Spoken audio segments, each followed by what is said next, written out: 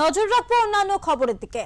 তোলাবাজির অভিযোগে টোটো স্ট্যান্ড থেকে এক তৃণমূল নেতাকে গ্রেফতার করল পুলিশ। ধৃতের নাম সাদ্দাম শেখ। শনিবার দুপুরে ধৃতকে মালদা জেলা আদালতে তোলা হয়। ঘটনাটি ঘটেছে কালিয়াচকের চৌরঙ্গি মোড় এলাকায়। পুলিশ সূত্রে জানা গিয়েছে ধৃত সাদ্দাম শেখ কালিয়াচকের ঘড়িয়ালি চক এলাকার বাসিন্দা।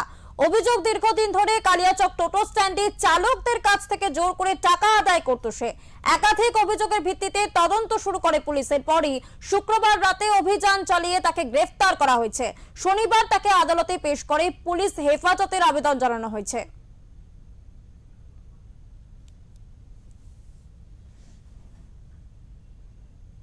আর তাকে যদি মানুষ ধরে বা পুলিশ ধরে, তার বিরুদ্ধে আইনত ব্যবস্থা নেবে। সে কেন তুলছে, কে করছে, কাজে তুলছে। এখন তো বিজেপি সরকার এসছে, তারা এগুলো ব্যবস্থা নেবে। সব কেসে তৃণমূল ঝগড়া করা হবে না, কারণ তৃণমূল কংগ্রেস কোনোদিন কোন তোলাবাইকে প্রশ্রয় দেয়নি আর করেও নি। যারা করছে, যাদেরকে পুলিশ ধরছে, তাদের উপরে অ্যাকশন পুলিশ নেবে, তদন্ত করবে, আইনত ব্যবস্থা নেবে। এখন নতুন সরকার এসছে, নতুন সরকার এগুলো দেখবে।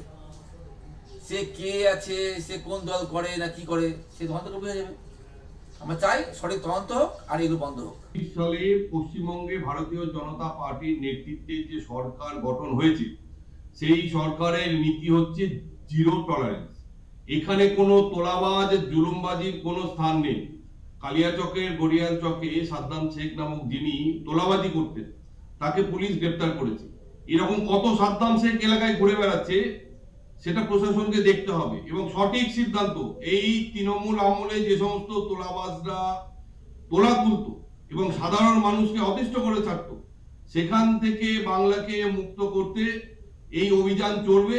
এবং এখন পর্যন্ত যারা এই তোলাবাজি করে যাচ্ছে, তাদের সাবধান করে দিতে চাইছি, তারা আপনারা নিজেরা সিদ্ধান্ত নিন, এখনো সজাগ হয়ে যান। আর সাধারণ মানুষকে বলবো, এই সমস্ত তোলাবাজ যারা আছে তাদের বিরুদ্ধে গর্জে উঠুন, প্রতিবাদ করুন, থানায় কমপ্লেন করুন, থানা তার ব্যবস্থা নেবে।